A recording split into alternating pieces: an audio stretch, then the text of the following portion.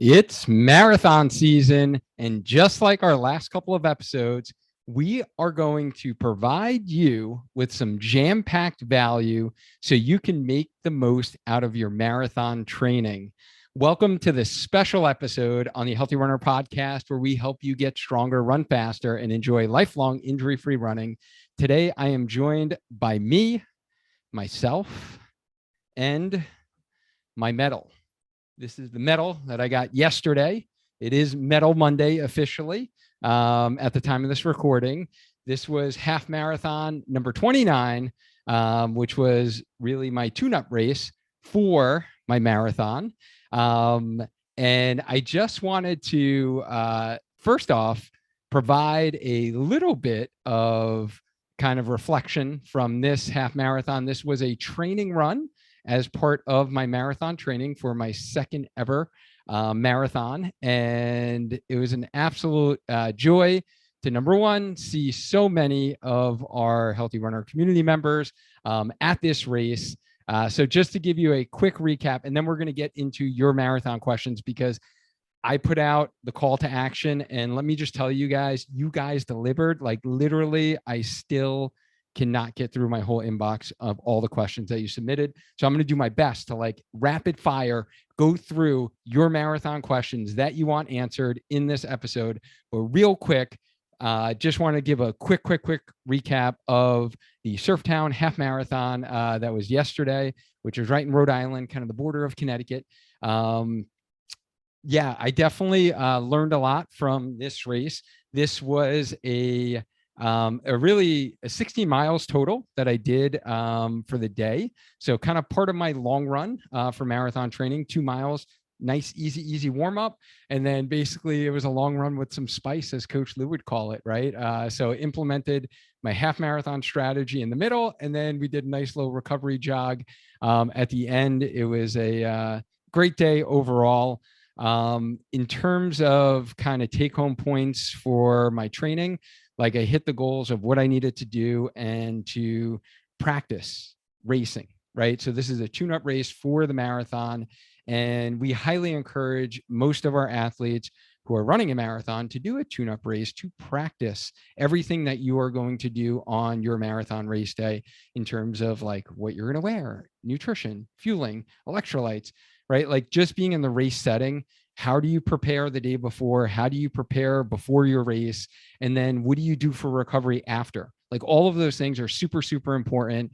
So much so that at the time of this recording, I got to wear my like Spark singlet, like, to get in marathon mood, because this is what I'm going to be wearing for my marathon. So I figured it was time to bust it out for this episode.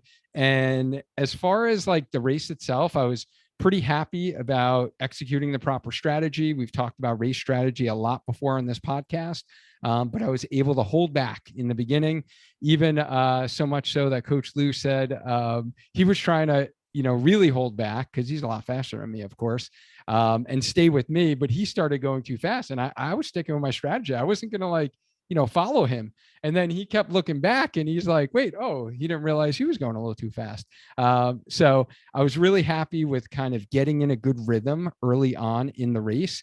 And some of the things that I'm going to mention right here are going to really be pertinent for marathoning, right? And actually running a marathon. So in the beginning of the race, the hardest thing to do for most novice runners, for those of you who haven't done, a lot of races, like, this was half marathon number 29 for me. So I've done a bunch of these now, and have learned from my early mistakes at going out too fast and getting pumped up. So it is, a conscious effort that my goal literally for a half marathon is to hold back and breathe and get in a good rhythm, and just work on my running form and my breathing, and making sure that I'm hitting the pace that I need to hit for those first 3 miles.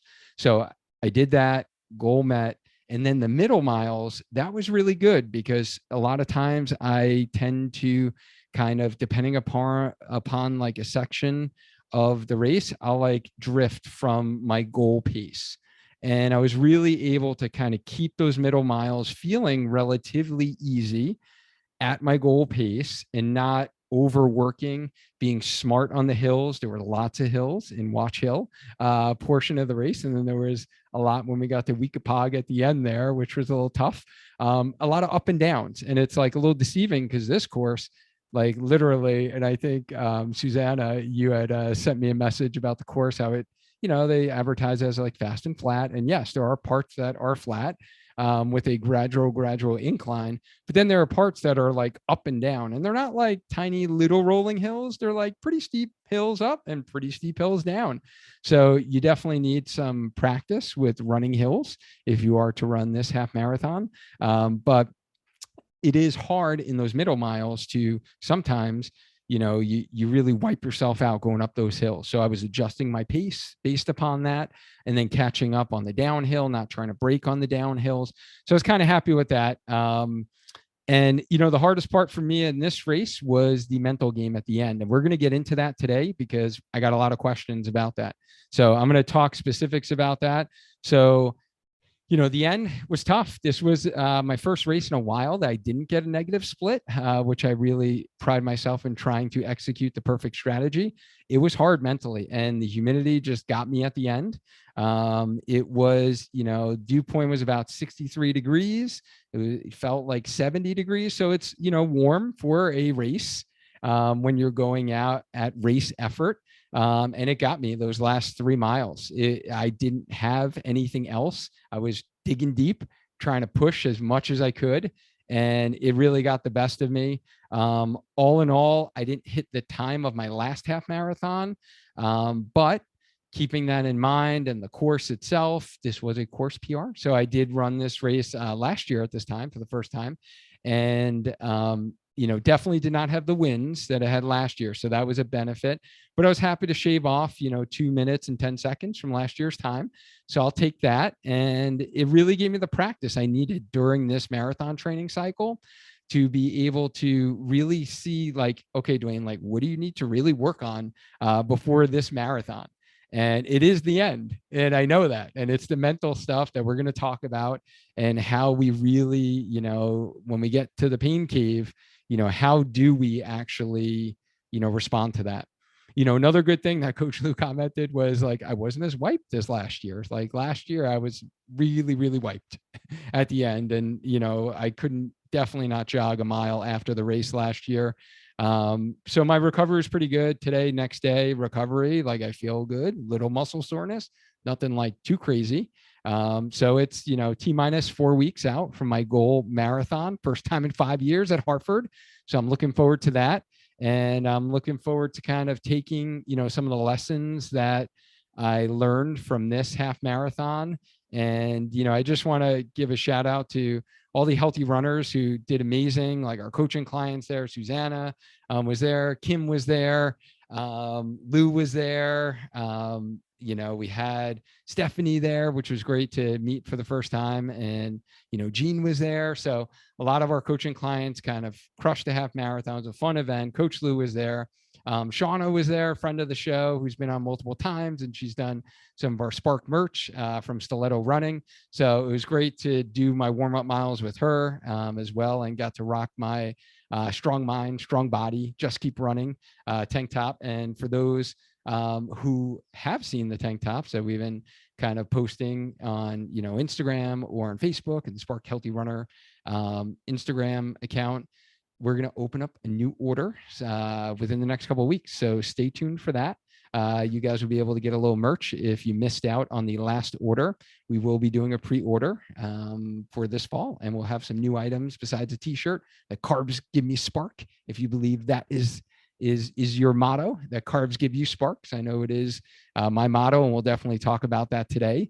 But we're going to have the tank tops that we wore for the race yesterday, as well as t-shirts, as well as long sleeve tech shirts. So for those doing some fall races or heading to the gym and you want something to work out in. And then also we're going to do some hoodies. So keep your eye out for that. If you are just listening to the podcast and you're not on my email list, I would definitely send me an email, get on email list, click the link in the show notes, So you hear about that when that launches. So it will be like a week launch. We take all pre-orders, so you can get your order in, because we definitely won't be doing another order until probably the spring at earliest. So, and then also shout out to Coach Kat, because Coach Kat volunteered at this race, and they were actually low on volunteers for this race. So she was working like triple duty at the finish line, especially for the 5K finish, and handing out all those medals when there were so many people finishing. And it was great for me to see a friendly face as I was dodging to that finish line with the look of pain and terror in my face that Coach Kat probably got scared by. And I was so exhausted. I said, I can't even get my medal now. I'll be back. I know you. You can give me my medal after I go for my jog and feel like I can actually talk to you. So I was able to get my medal around my neck by Coach Kat. So that was special for me because she is just such an amazing person on our Healthy Runner coaching team. So thank you for your service, Coach Kat. And thank you for those who are jumping on the Facebook Live. I appreciate you guys. But guys, let's get into this. This is going to be, I'm going to try to go rapid fire. Seriously. I got like question. I didn't even get a chance to think about the question. So this is almost going to be like a rapid fire Duane episode where I'm going to literally read the question to you at the first time I'm looking at it, because we did get a lot of different sources, whether it was in our Healthy Runner Facebook group, responded to my post on Instagram or Facebook, and then email that I sent out. So I just literally copy pasted, threw them on this Word doc, and we're just going to go for it. Okay. So Kristen, first question, Kristen, from our coaching community, she asked, how do you know you're ready to attempt a marathon? I've heard you shouldn't just run a marathon because it's the next longest distance. So what are some good reasons to run a marathon? Such a good question, Kristen. I loved it so much. I felt it was a great opener to this episode. And how do you know you're ready to attempt the marathon? I think the real answer is you have to be ready for it. And you shouldn't just do it because your friends are doing it, because you accomplished a half marathon and what's next? A marathon. The whole what's next, this is very common for those that do a 5K. You might do one or two, and then it's like you can jump up pretty quick to a 10K. You might do one or two. You could jump up pretty quick to a 10 miler. You might do one. You probably never even did a 10 miler. It's not a common race that you see out there, but you jump up to a half marathon. The jump from half marathon to marathon, I feel like, is 20 times that of the jump from any of those other previous distances. And I really respect that. And I am a firm believer, coming from a running physical therapist background as well as a coach, that you need to respect that jump and you need to make sure that your body is ready for it. So I am not a big proponent, like, yes, I am an optimist, guys, but I'm also a realist, right? And I never want to tell someone like, hey, you can't do something that you put your mind to. Like, I am a firm believer, like, hey, we can accomplish anything. Like, heck, I got through like PhD school for someone who like hates to read, right? I actually got a PhD. Did I think I could do that in 6 years, while working 2 jobs, having 2 kids? No, like that was extremely hard. So then the next hardest thing I decided to finally do was the marathon. But the big but there is I was running for 6 years consistently leading up to that. So I think your question is so good, Kristen, and I really want those that are listening to this to respect the marathon. The marathon deserves some serious respect. And it is the most, running has become a popular craze these past 2 decades. Like, really since the millennium, let's say, like the numbers and the participants in road races has dramatically increased. So, besides the whole COVID stuff, that races numbers went down before COVID, like it's become extremely popular, and people, really want to run the New York City Marathon. They really want to run Chicago Marathon, right? They really want to run Disney. So don't get caught up in how popular they are and FOMO and feeling like all these other people are running marathons. So you need to really make sure that you are ready for it, not only mentally, and you've set that goal, but physically, have you been healthy consistently? Are you doing all the things that we preach on this podcast? Meaning, are you consistently running? Are you strength training in order to run? And are you doing that in a healthy way? So I think you need to really consider all those variables, as well as being successful in a couple of half marathons. It is pretty rare that I'll ever recommend someone to run one half marathon, then go up to the marathon. Like, run a half marathon. It's always a good goal to like finish it, right? And that's your goal. Second one, okay, let's run it faster, right? And then, do we have more things we want to accomplish with the half marathon? Do we want to add in speed work now? Do we want to add in more mileage? And then, really, once you're at that point, and for me, it really took a while, guys. I think I've done, I can't even count right now. It's probably like, I don't know, 20 half marathons in between my two marathons. But I felt like I finally got to a point last June when I made my announcement after the Yukon half marathon that, like, hey, I've run now so many half marathons in a row. I'm starting to get better times now, like getting closer to my PRs that I had over 7 years ago. And I'm kind of really done like with these half marathon training cycles. Like, they're kind of wearing on me. So I needed that next challenge. And I felt like I was ready for it. Like, I was healthy for a consistent 2 years, like literally without an injury. And I was getting faster and doing harder training.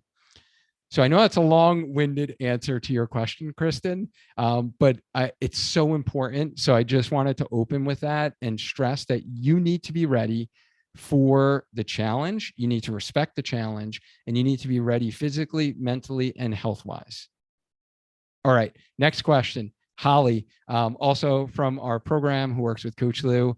Her question is, should you strength train more or differently when training for a marathon versus other shorter distances? Great question, Holly, and very common question. So for you, someone like yourself who's been strength training consistently now for over a year, and you've done multiple half marathons, really making that jump up to the marathon, your strength training really doesn't change initially. And Coach Lou actually talked about this in his episode, if you listen to it, the advanced marathon training episode that we just had a couple of weeks ago. It really is toward the end of your training that you need to respect when you peak in your training. So for example, guys, the last 3 weeks of my training, as I've peaked, and I've mentioned this on the podcast, I've done like 2 16-milers, 2 18-milers, one easy pace. The other one was with spice, meaning it had marathon pace, miles in there, or tempo miles in there. Those are really hard, really demanding on the body. I've decreased my strength training to the last couple of weeks, have been once a week, and I have not lifted heavy. So I really stopped doing my heavy squats, heavy deadlifts that we've talked about in the past, about halfway through. So about halfway through my kind of 16-week training cycle. So that's when I stopped doing heavy lifting. I went down to 2 times a week and done many of the body weight exercises, Holly, that you have in our Healthy Runner Strength program that you've been working on, and really honing in on my run specific muscles, not forgetting the small guys. So I'm doubling down on my glute med muscle, my deep hip external rotators, my Achilles like endurance, my Achilles strength. I'm not forgetting about that, because I don't want to get some Achilles pain and tendonitis as I go down the home stretch here. So your strength training really doesn't look different if you've been consistent all along, like you have, Holly, until the end, because we need to respect when you peak in this training, that is that next level that I mentioned. So you have to decrease the intensity of those workouts and do familiar strength exercises that your body has been doing for years or months, right? It's accustomed to that. And then making sure you're not forgetting about the little guys. And then really, when you get into taper time and the week before the race, 2 weeks before the race, you can cut out all strength, because the recovery is even more important for you, and you're not going to get stronger heading into your race. All right.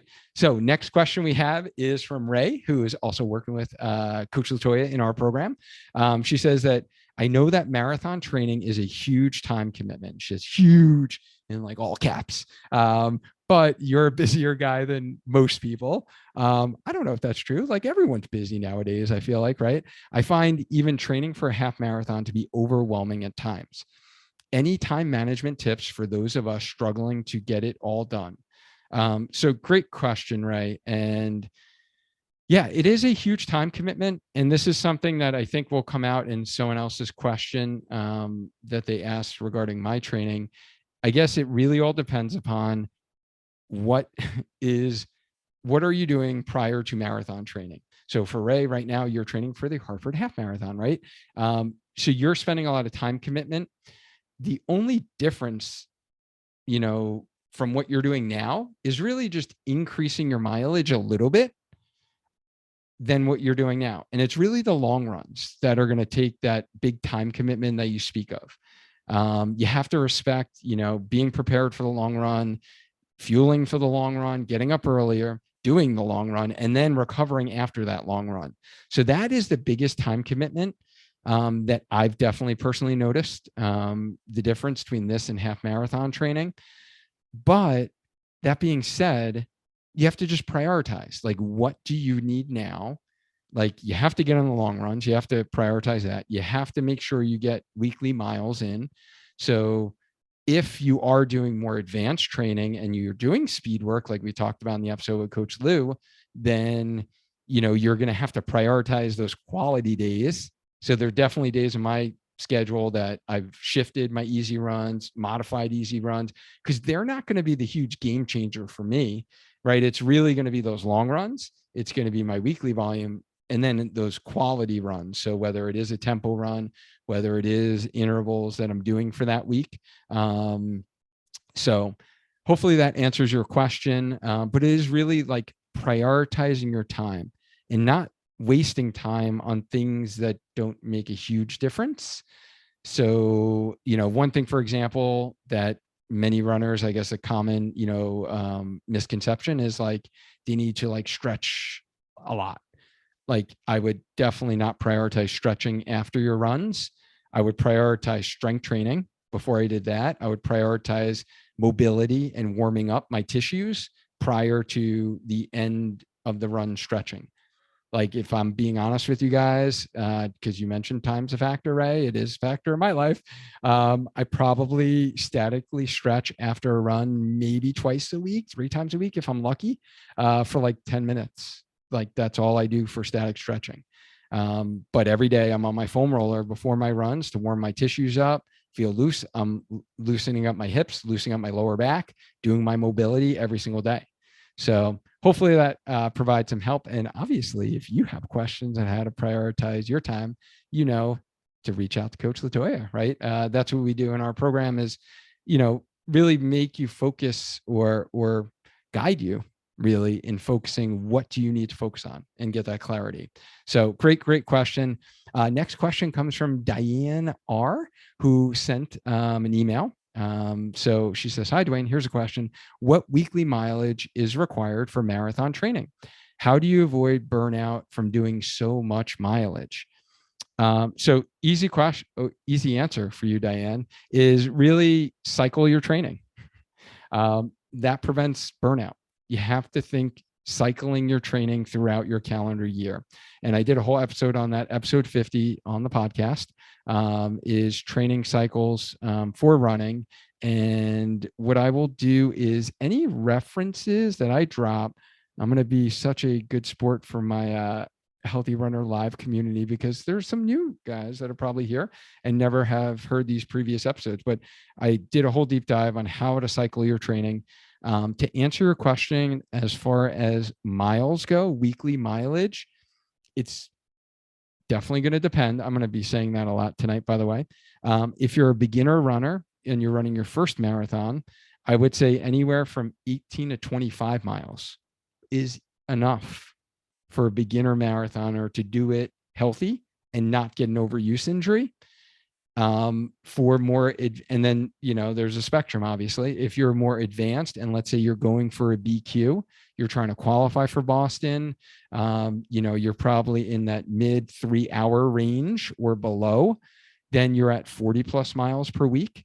And then there are many clients in our, coaching program who have run Boston, who are looking to, get more BQs, get PRs, and they're like 320 sub times and or sub 3 times, they're doing 50 plus miles per week. So there's definitely a spectrum, and you have to think about, where are you? Are you more a beginner, or are you more advanced? And again, if you put yourself in that advanced category, you've been doing consistent speed work for years and you've been staying healthy. So those are kind of two criteria that I look at when I look at weekly miles. And just to give you a personal example, I shared with you guys in my half marathon training reflection from June episode that was the most weekly mileage that I've ever done consistently, where I did multiple weeks where I was above 40. And I think I peaked at 43, I want to say. I'm terrible with numbers. I think I peaked at 43. I maybe ran a week of 42. I was like at 38 a bunch of weeks. So that was like my highest volume. And I was actually talking to Coach Lou about this yesterday after the race, and just looking at this marathon training cycle, we haven't even peaked at 40 yet. So we're hitting that for next week when I do my 20 miler.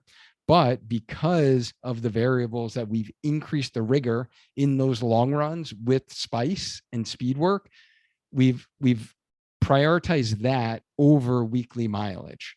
So again, there are many variables at play that you need to consider versus like just one number and saying weekly mileage.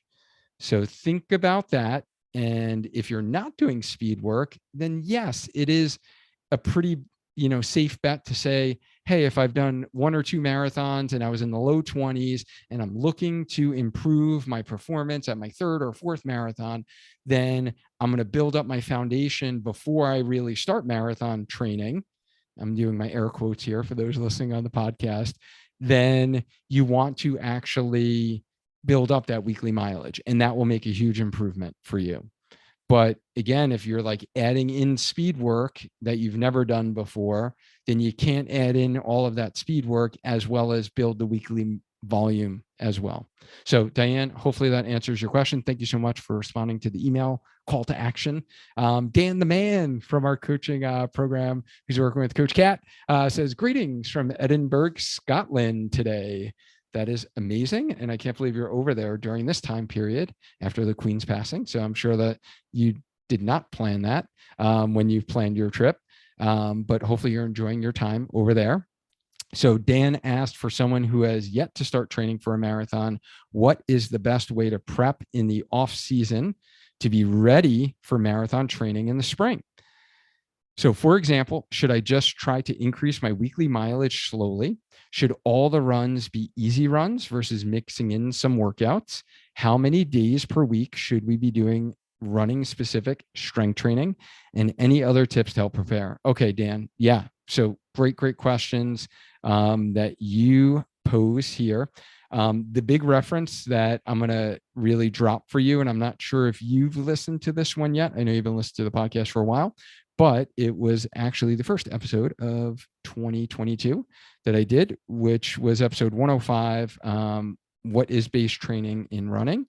It was an in-depth deep dive to answering your specific question on what do you do? Like, what are you going to do during this winter after your half that you are running and heading into next spring? Like, I seriously break that down in depth.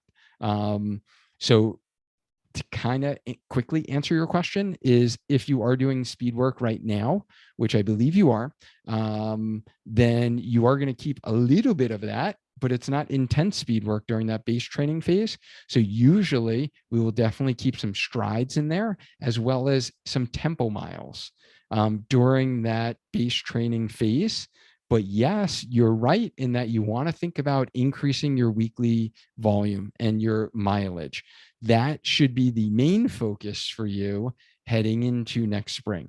All right. But definitely check out the base training episode. You will find that extremely helpful. And obviously you got Coach Kat in your, back pocket there. So she will be able to provide some definitely more in-depth guidance for you. So Bo also has a question. He's also in our program working with Coach Lou, and he had some great questions that I really wanted to address because they were amazing. So Bo, how important is speed work training in preparing for a marathon? So, Bo, for someone like you who is a faster runner, who has been doing some speed work, definitely is important, right? So, this really speaks to kind of our advanced marathon training episode that we did with Coach Lou. And for those that, let's say, literally just started listening to the podcast this week, first off, welcome. Thank you for listening. Glad you found this episode. But that episode that I'm talking about is 139, in which we covered advanced marathon training with Coach Lou. And, I really would refer you back to that because we talk about the benefits of running faster, adding in speed work, leading up to marathon training. For a beginner marathoner, just to reiterate, you would not focus on that. You'd be focused on what we covered in our beginner marathon episode with Coach Latoya. So then Bo also asked how much plyo versus heavy lifting in the last phase of training, like the last 4 to 6 weeks prior to taper. So I think I pretty much just answered this actually in the last one, Bo, is both of those plyometrics and heavy lifting in the last 4 to 6 weeks really come out of the program. So you want to do lighter strengthening, more body weight stuff, focusing on more of those run specific muscles versus this is not time for plyos whatsoever. So plyos in the earlier phase, and some people, depending on how long you've been doing plyos, well, you don't need to do plyos all year round. So really how I think about cycling this in training cycles is my off season base training mode. It's like, boom, 3 months of progressive plyometric training. And I'm progressing different exercises each month, making sure they're increasing in complexity. I'm increasing in my power and the intensity of those exercises. And then as I get into a lot of speed specific work with my race training, that is coming down, and my plyos turn into like easier plyos, more to just maintain some spring. They're almost more serving as drills. So some people are used to hearing that as like running drills, and just maintaining the spring and pop we have off the ground, that our muscles are able to recoil quickly off the ground and they're bouncing back up. So it's kind of tendon health is my rationale, as well as just maintaining from like a motor control standpoint, coordination standpoint, just maintaining that spring in those muscles. So hopefully that answers that question. And the same thing with heavy lifting. You're not going to lift heavy all year round. So this would not be the time right before you're going into taper time, and definitely not during taper time.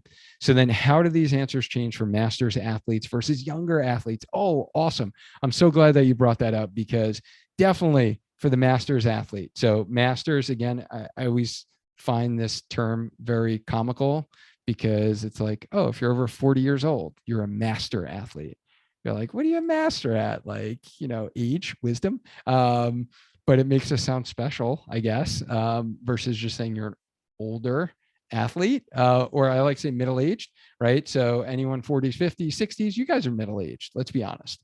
The quality of our tissues are not as good. So unfortunately, our tendons specifically, and I'm talking to you proximal hamstring tendon, I'm talking to you Achilles tendon, I'm talking to you posterior tibial tendon.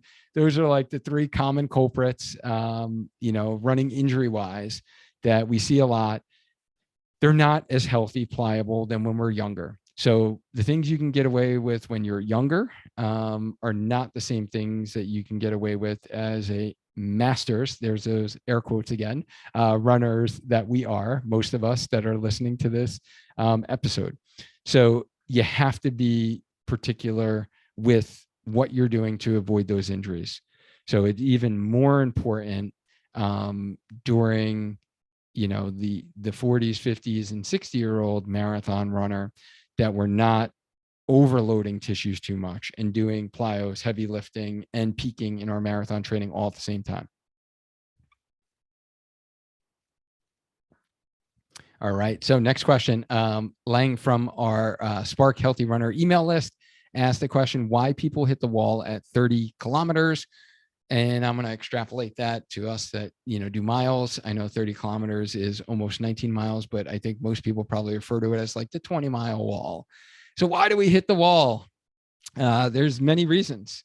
There could be training errors, reasons, but honestly, most it's because fueling, hydration, and or electrolytes.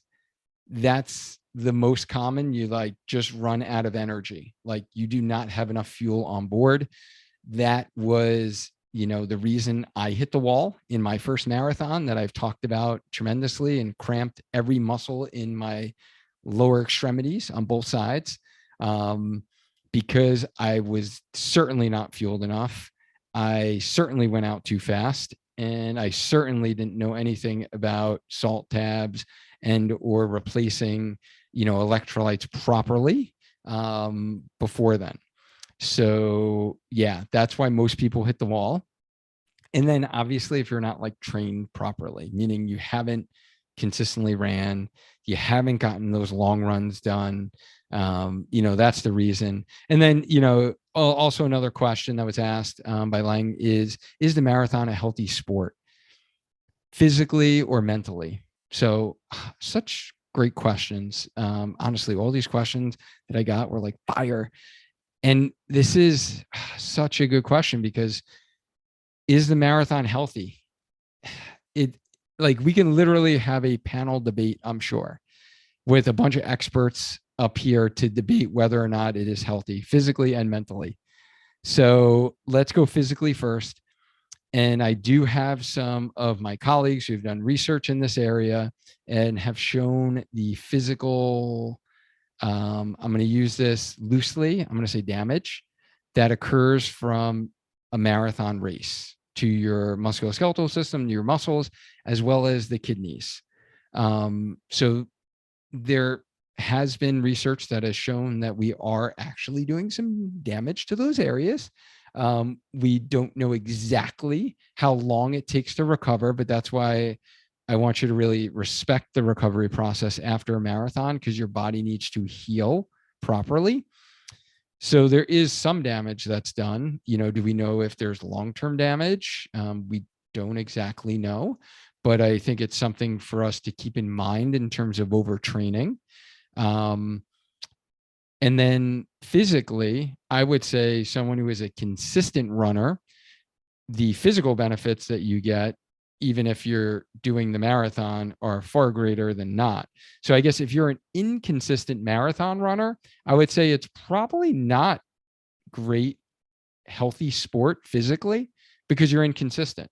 If you do it the right way and you've listened to all the episodes on the podcast, then you're going to be a consistent runner. You're going to be implementing the strategies that we talk about. So you're going to do it in a healthy way. And that's the whole point of this Healthy Runner podcast, right?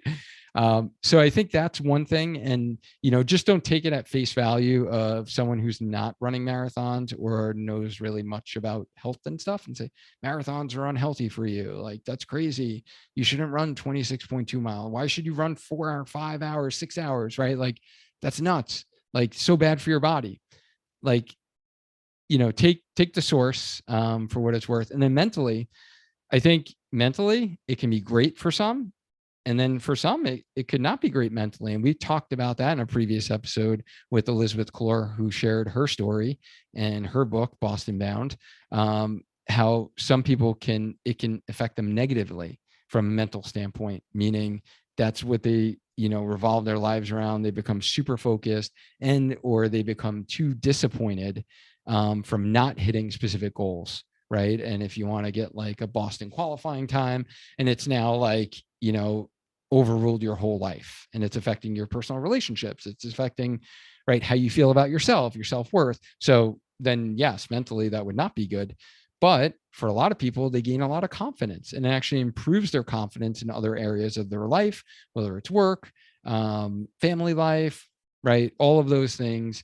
Running consistently can do that, and marathoning or training for a marathon can provide that for you. And then how to avoid injury while running a marathon, I'm going to give you two quick things. There is strength train, and specifically do running specific strength exercises, and then train properly. So we have episodes on that. Like I mentioned, we have our beginner marathon training episode with Coach Latoya. So I would highly point you in that direction to check that one out. So thank you for submitting your question. Kathleen from our Healthy Runner community asked, approximately how long is a typical marathon training program in weeks or months? And okay, so let me answer that one first, Kathleen. Thank you for your question, by the way.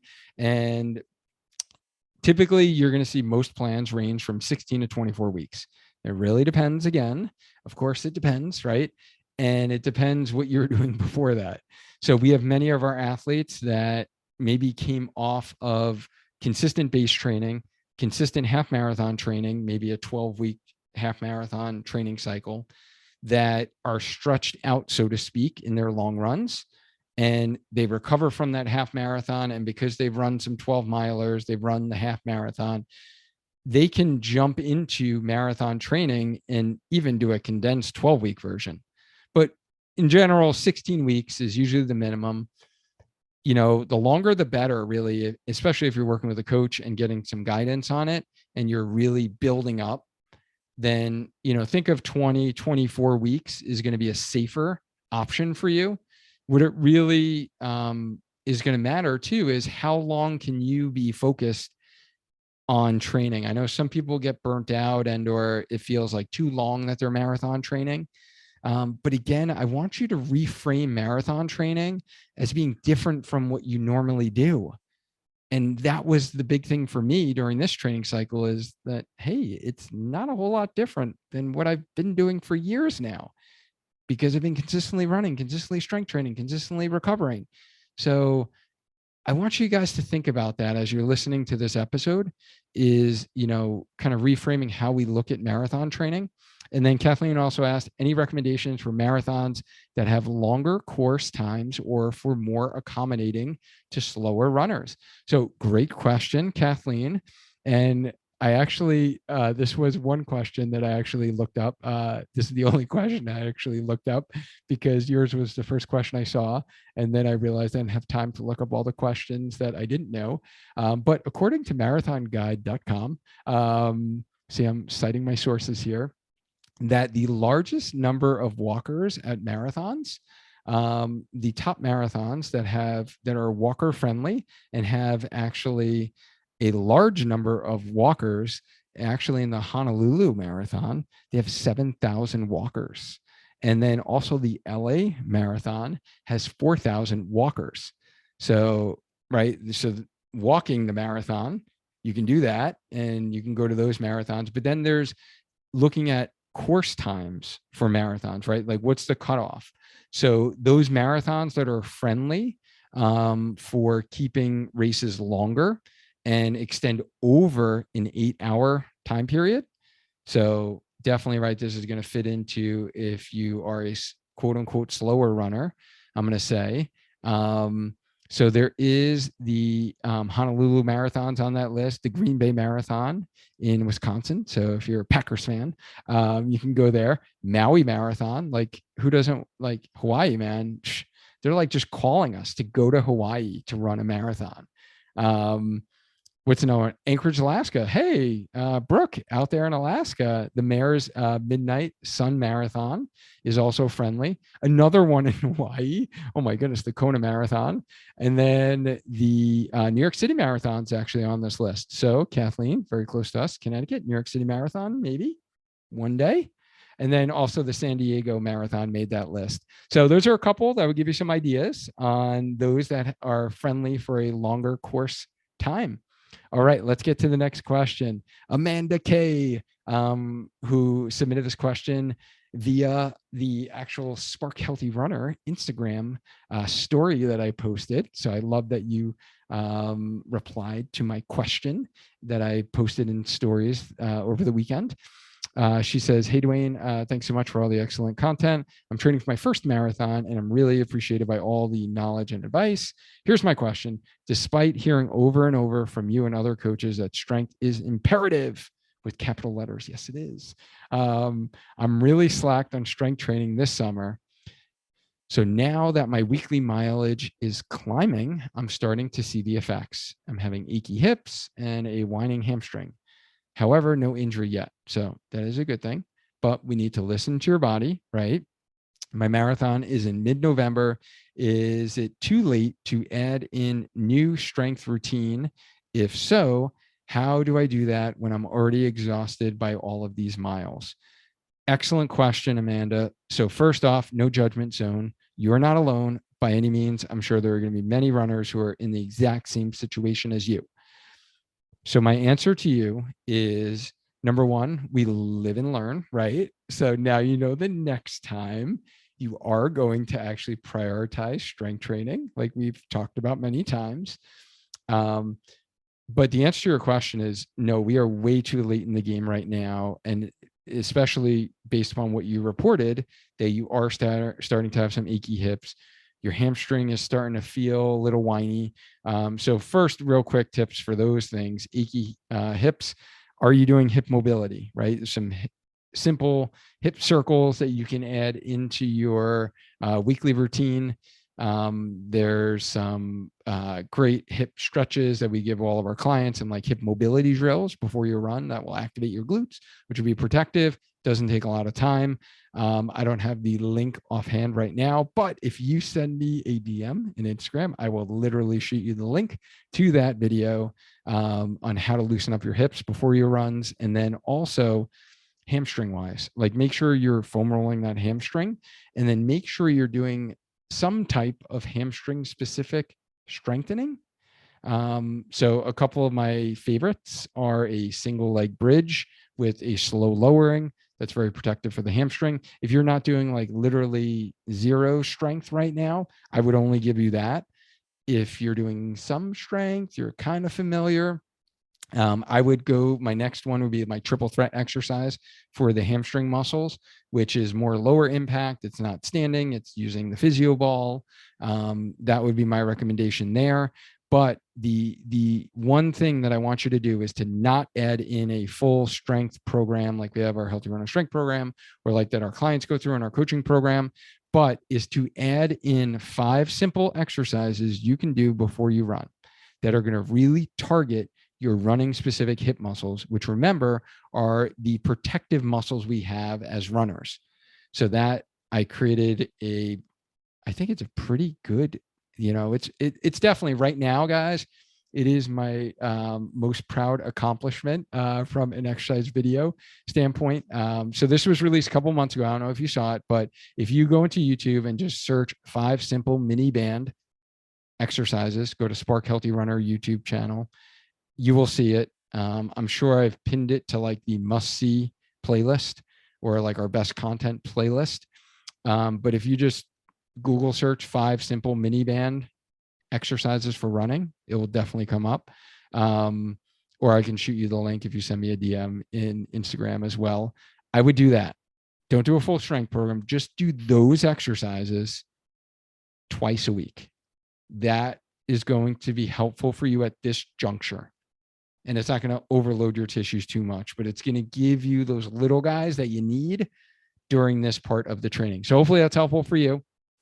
All right, next question. Sarah Willardy, what's going on? How are you? So great to see you yesterday in person at the race.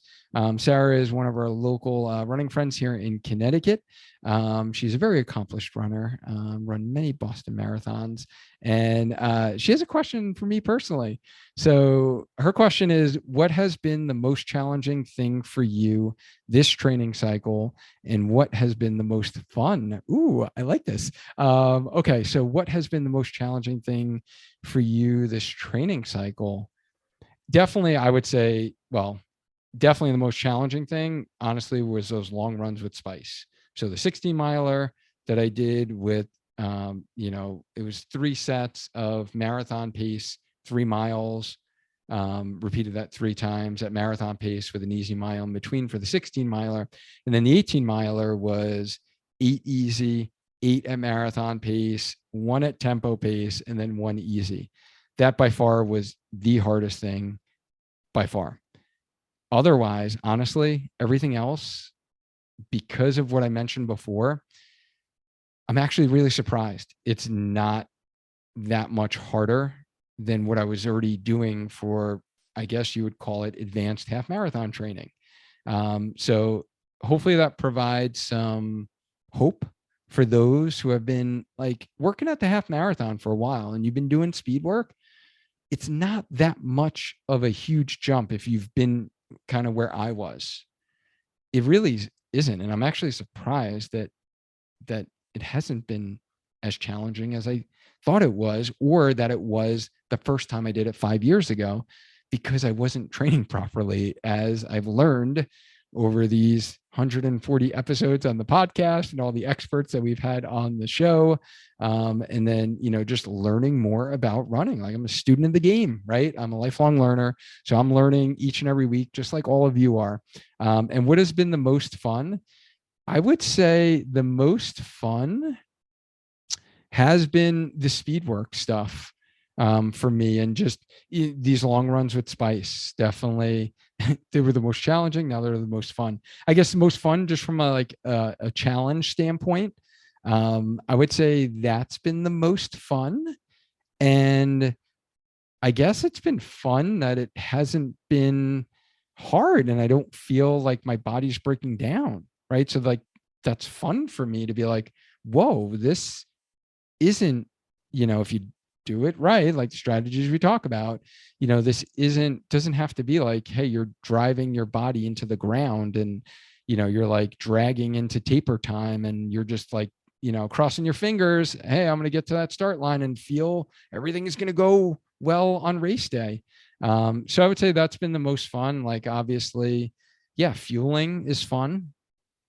I guess that's fun, right? To like fuel properly and figure it out. Like, that's been fun because I feel like I've really nailed that down. And then Sarah also has another question for first time marathoners. How do you approach figuring out marathon goal pace? Yes, first marathon should be run with the goal of finishing. I agree. But most folks aren't going to start out walking. So they need some kind of guidance about how fast to run. Yeah. So Sarah, my thought process with this, and I know, you're a running coach as well. And, it is really to go on the RPE scale and effort and really dialing in with our runners who are first time marathoners, of making sure that their training runs that they're doing are in that easy zone and they feel like it's a 5. So we're checking in. And so, depending upon the runner, of course, and their abilities, if it's a 10-minute pace, 11-minute pace, 12-minute pace for their easy runs, and they're reporting to us in final surge, this is a moderate effort, easy effort, and I'm seeing 4s, 5s, 6s, and how they rate their runs, then I know that, hey, this is their pace that they're doing for their easy run. So then we'll make that, estimate at around, when we get to race pace strategy, what should they plan on for their races? Like, what would we, based upon their current running fitness, not their goal time by any means, their current running fitness, predict what do we think they'll do in the marathon? Then I would even say for first time marathoners, we're conservative on that versus the pace calculators. They will tend to be like true to pace. So you always have to adjust if it's a first, even second. Like, even from my training paces, Coach Lou and I were talking about this yesterday, that my marathon pace is actually going to be less than what the calculators say, and that I've been doing all my training runs at, because it is only the second time I'm actually doing that distance. So to avoid someone from feeling like they failed and they didn't hit their, what the calculator says, pace, we really want to set runners up for first timers for confidence and wins and feeling strong at the end, and not feeling like they're limping to the finish line, right? Or dragging their bodies across the finish line. So we do go with a more conservative estimate on your pace calculators at that point. But it is a matter of seeing like, hey, how did you feel on these runs? What was your RPE? Okay, this is your easy pace. Let's calculate what that would translate into marathon time. And then let's be even more conservative of that when we develop your race pace strategy. So great question. Thanks for asking.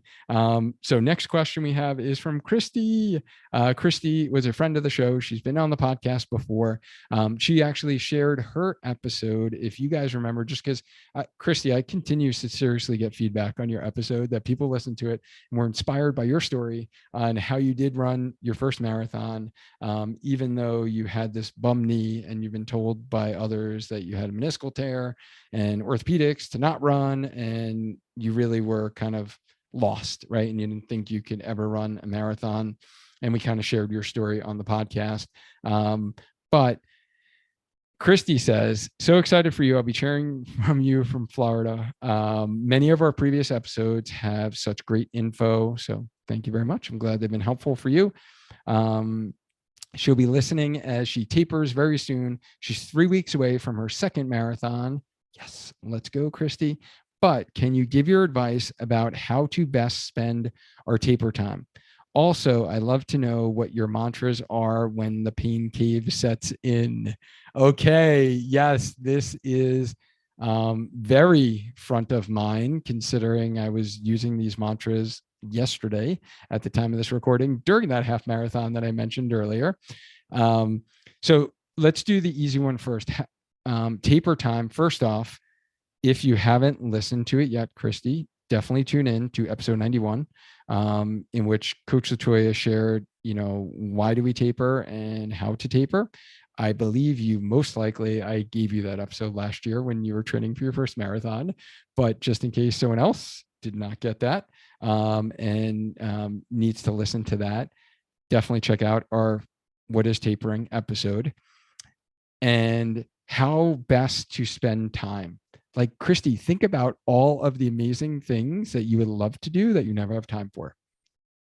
So whether or not that is doubling down on recovery and doing more foam rolling, doing more mobility, doing more meditation, doing more self-care. We just had an episode on self-care that was absolutely amazing. So I've been doubling down on all of those tips in episode 140 on self-care tips for runners. That's definitely what I plan on spending my time during taper time, as well as all the other fun projects that I have for the business that are on my to-do list that I have sitting right on my whiteboard right there. I will be spending doing those and getting those done. But think about those things that, in your life that you're just like, I wish I had more time to do fill in the blank, right? You're going to have a little more time during taper time. So don't worry about not running as much. Worry about recovering and worry about, hey, this is a time where I could get other things done in my life that I never have time for. So I'm actually really looking forward to taper time because, like I said, there's a lot on that to-do list over there. But let's get into mantras, because this has been something that as I mentioned earlier, was the hardest part of my race, those last 3 miles. And I even went into this prepared, meaning I've done research on episodes of mantras. We've done a mental mindset tips that I always listen to before every race. So just to give you guys reference for that, that I give all of my clients before their races. Episode 76, we talked about how to push the mental limits during your race with Paul DeVillio. He shared some great tips in that episode, so I would refer you to that episode. But then also, I've been trying to find any and all content related to mental tips because I'm just trying to soak it up like a sponge. Like I mentioned, I'm trying to improve upon that area myself. But one episode that I found was really, really helpful was one that I came across that really talked about thinking about 2 different types of mantras. And I haven't really heard this before. So kind of bear with me here, talking about rhythm mantras that get us into that rhythm in the beginning of a race or the mid portion of the race. So this is early in the race. As I mentioned, my first 3 miles of the half marathon, plan for the marathon, really the first 6 miles or 4 to 6, depending upon your plan that your coach sets up for you. You need to get in control. You really need to get your breathing down and think to yourself, what is going to get you in that happy place? So for me, and this was something, this was actually Chris McClung on the Running Rogue podcast. It was actually episode 150, where he had mental tips and tricks for race day. So shout out to Chris. Maybe we'll have to get him on the show on the Healthy Runner podcast and share some of these tips with us, because I'm sure he probably has some updates. But he really talks about, this rhythm mantra. So kind of smiling. And, for me in the half marathon, it was smile and breathe, smile and breathe. The more I smiled, the happier I got. The more I said breathe, I made sure I was using my diaphragm. I was not upper chest breathing, right? So I'm getting in control of my heart rate early in the race, and I'm focusing on my form. And I'm thinking about, my head's up, my chest is out, to really bring my upper traps aren't like up here on my ears. So my neck is relaxed, but I'm sticking my chest out, kind of working on my posture. I'm thinking about my arm swing being relaxed. I'm thinking about keeping it in the sagittal plane. I'm not elbows out like a chicken, right? My grip, my hands is not all tight.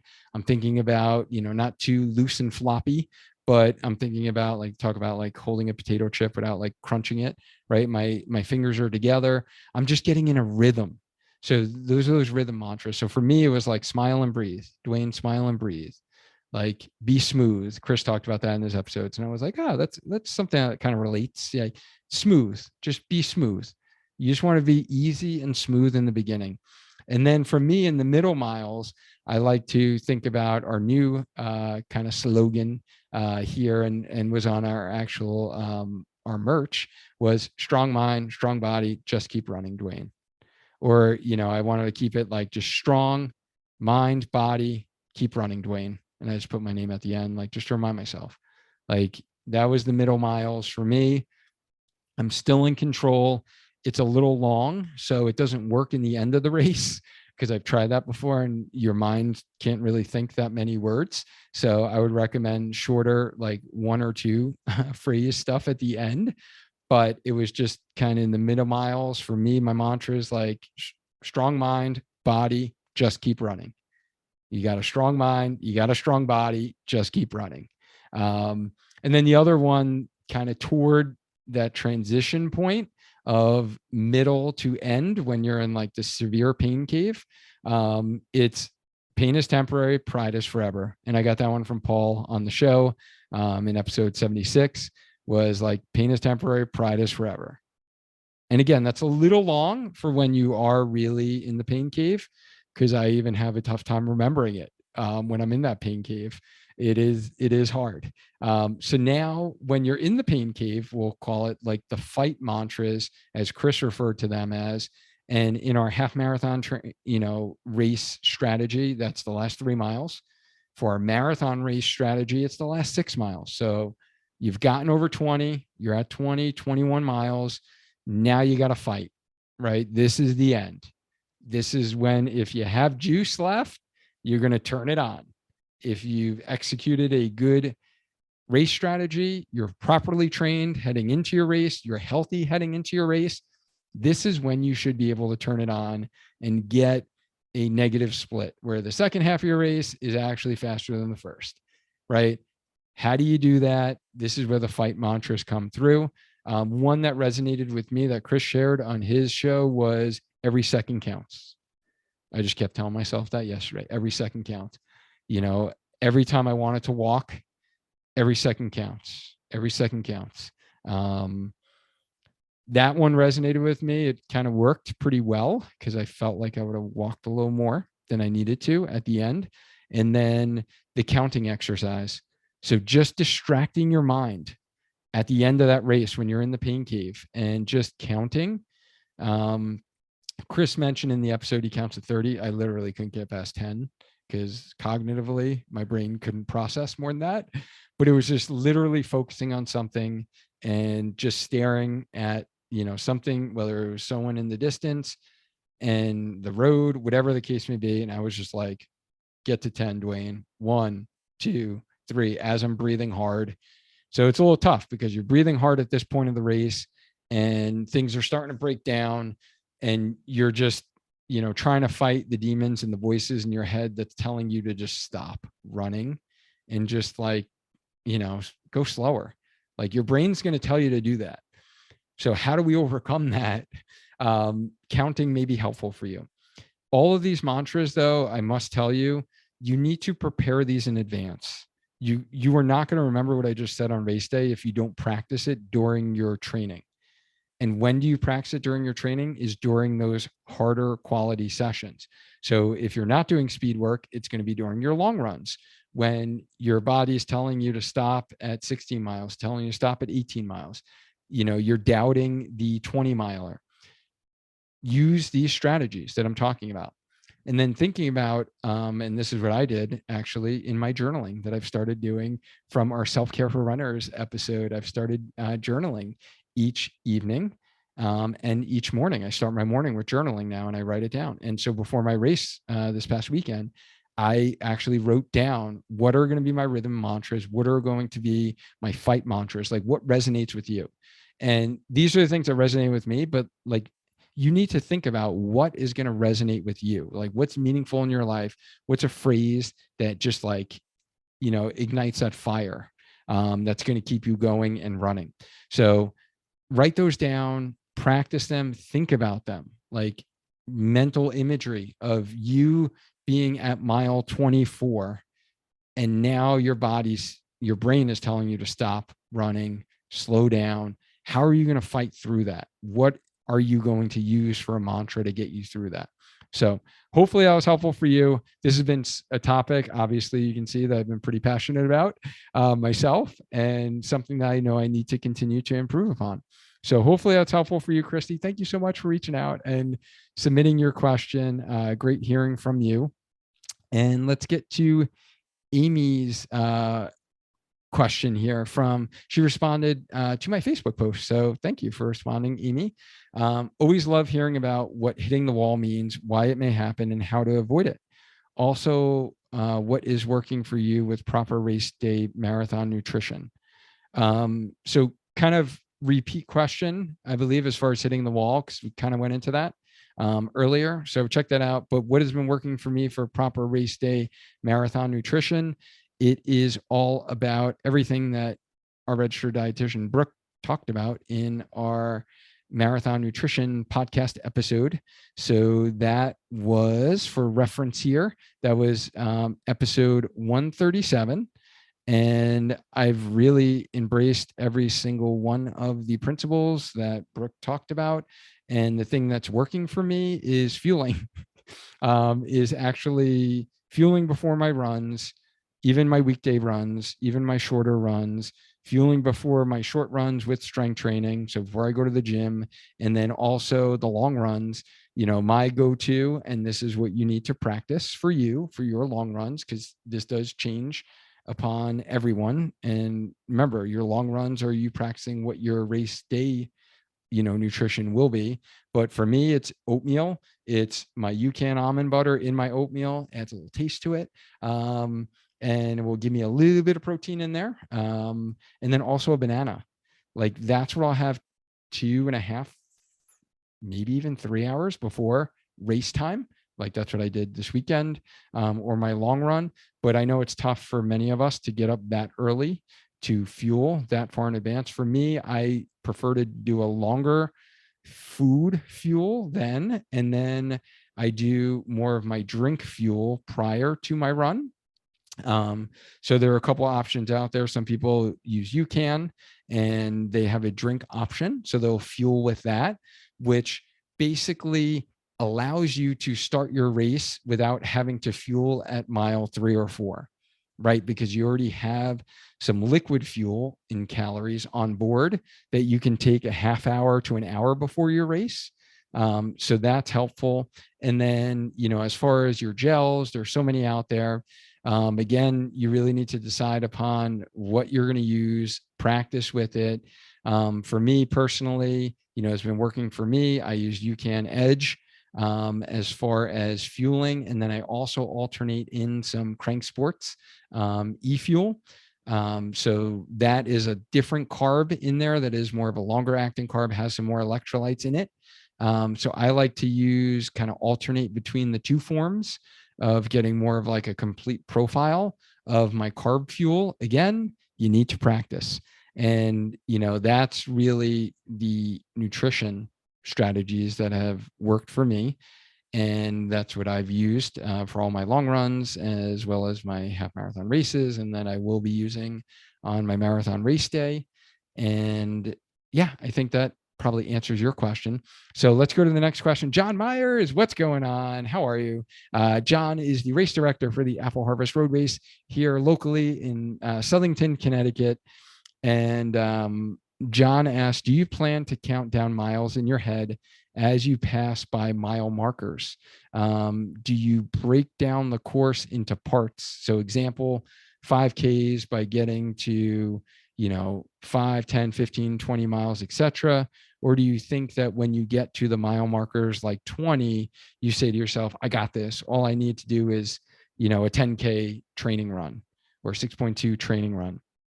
And he says that, when he's gotten past mile 20, like a mile 21, he'll tell himself, all I need to do is the Westbrook to Clinton loop.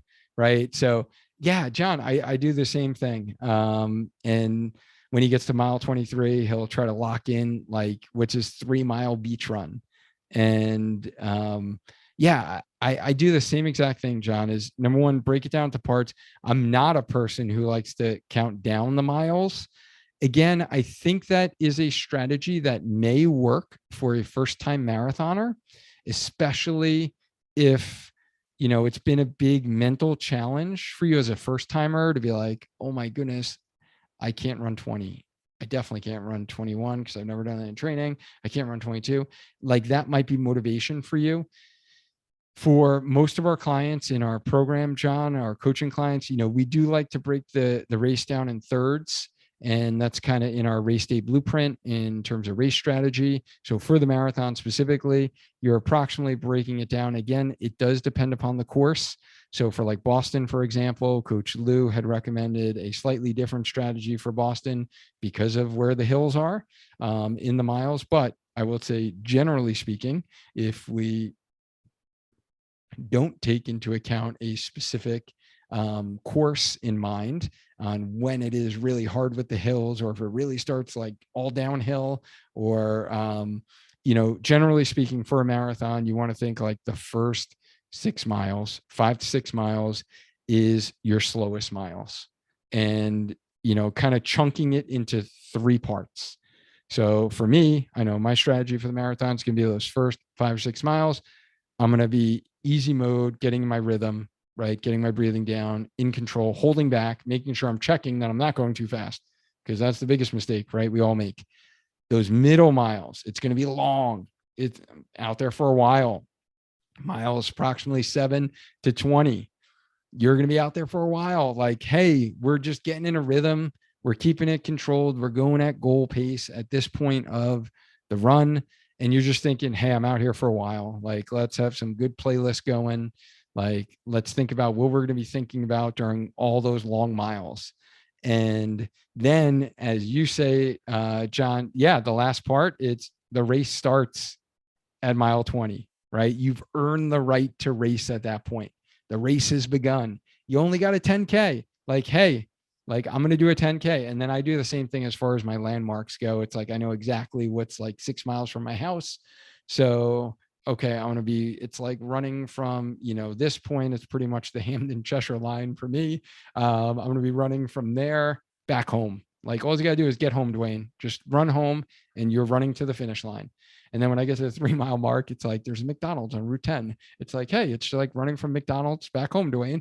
Like that's super easy to do. Right. So that's kind of what I think about, just like you mentioned, John. But yeah, I'm not a big count downer of when I see the mileage signs. And even like yesterday's half marathon, I didn't think about that as I was going through. I just thought about in those 3 parts. Like I got 3 different goals for my race. The first goal is stay in control, that first third.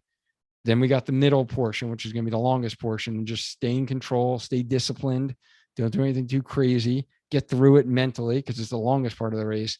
And at the end, it's usually the hardest part. And now we got to fight. Like we got to pull out every stop in the book to like fight through, the pain cave at that point. So Great point. And for those that are local in Connecticut, or you want to run a really fun fall festive 5K, or maybe you need a little speed work tune up before your fall marathon, whether you're running New York, you're running Hartford, and just a week before Hartford. So I would say you'd be an advanced marathoner that you want to do a quick little 5K tune up, 3 miles. Maybe you don't go all out race pace. Maybe you do. Maybe you go at tempo pace and you run the 5K in Stellington Apple Harvest Festival. We'd love to see you there. Our Healthy Runner team will be there. It'd be great to meet up. So if you're looking for a really great 5K, 5-miler to do, check us out October 2nd here in Southington, Connecticut. And you can get some really amazing post-race food. They have like one of the best post-race foods out there. All right, so let's get to Jess from our Healthy Runner program. Ask Jess, what's going on? Thank you so much for answering or asking your question. What's been the biggest mental shift jumping from half marathon to marathon training? I think I kind of talked about this already, Jess, but it hasn't been too much of a mental shift, tell you the truth. I thought it would be a lot more mental shift. I did more planning in advance. I knew that my long runs would take the time I needed for them, and I blocked it on my calendar. So my calendar changed a lot. I used to see clients at certain times. I used to take calls at certain times that I blocked it specifically. My girls have games on the weekends. I knew I couldn't get my long runs in on weekends. So I'm like doing them on Thursday mornings, my long runs, and I'm blocking it. So I think that was the biggest mental shift for me, is I need to do a little bit more planning because I knew how important it was for those long runs. So that's really been the biggest mental shift. But because, like I mentioned earlier, that I was kind of advanced half marathon training, that it hasn't been too much of a shift from like the discipline that I've had for half marathon training. So hopefully that makes sense. Dave, what is going on? So my client, Dave, who I work with personally, has a bunch of awesome questions. So I'm going to try to fly through these here, Dave. So what has changed in your training versus your prior marathon training? The biggest thing is consistency and really building a solid foundation, Dave. My first time around, I did not have a solid foundation. It was somewhat consistent running, but not the solid foundation I have in terms of strength, as well as solid weekly mileage consistently for months and years. So that's kind of the biggest thing. In your training, what steps are you taking to prevent that 20-mile burnout that's so common? In the training is practicing my mental strategies that we just talked about during my hard runs, so I can mentally get through those last 6 miles. And then the fueling, nutrition, and electrolytes is a big key that's going to prevent me from hitting that wall. Fingers crossed, right? How has your strength training changed to support marathon distance? If so, what has changed? The whole beginning part of training didn't change anything with my strength training. Once I got to the middle portion, 8 weeks out from my race, decreased the frequency, stopped lifting heavy. And then 2 weeks leading into the race, I will not strength train at all, which is really weird for me to say, actually. That was like the first time that actually ever came out of my mouth. So I know many of you are going to be surprised hearing that. All right. Let's go with strategies, tactics you'll be using to run this marathon. I think we actually already talked about that. So, okay. Have I decided on a marathon shoe? Yes, I have, Dave. We haven't talked shoes yet. Okay. I know there's a lot of options. He said heel drops, plated shoes versus not plated, right? These are the carbon plate shoes that you've been hearing about. And yeah, so which shoe is right for you? So for me, I am using the Saucony Endorphin Pro. This is my first race. Yesterday was my first race that I actually wore the shoes. And previously, my last 2 half marathons, I had used the Hoka carbon plated shoes. So now I've kind of switched to the Endorphin Pros, which I actually like better. I feel like they are springier, but just caution for those who have some chronic ankle instability, chronic ankle sprainers, make sure you're doing some stability exercise for your ankle muscles, because I do feel like they are like, I haven't sprained my ankle before, but it requires more ankle strength. So I would caution you on that. The other thing I would caution is I've used these shoes in my speed work as well as my long run with Spice that I mentioned earlier. So I know some people just use them for their speed work. I would highly recommend that you guys make sure whatever you're going to use on race day, you've tried on a longer run, because I know in the past I've had issues with shoes. Just, they don't bother you for 5, 6, 8, 10 miles, but when you're out there for like 3 hours, right, during your peak time, then you start to feel some weird blisters going on. So I would highly recommend you try your shoe on those longer runs as well as a speed work day. And yeah, I've liked them because they are a little wider toe box. So I do have a little wider forefoot. So I've been very happy with them, and I was happy how they felt yesterday during the race. And then how will you reward yourself after your slam dunk this marathon? I love the positivity, Dave. Thank you very much. I hope to like crush it, right? And do a little reverse slam dunk on this marathon. And I was actually thinking about this yesterday, because after every race, like, you always got to refuel, right? You got to refuel, people. And we actually went out. It was my daughter's boyfriend's actual, we were celebrating his birthday. So we went to Bar Taco. So that was actually a nice meal. But as we were passing the sign for Pepe's Pizza, I was like, you know what? That's where we're going. And that's where I went for my first marathon. So yeah, we're going to be hitting up Pepe's Pizza here in Connecticut. It's one of the best pizzas. Get some New Haven style pizza. So that's how I'm going to reward myself, and just taking in all those carbs to replenish my glycogen stores I depleted out there on the course. And do you have any concerns running this marathon? Great question here. We're getting deep here.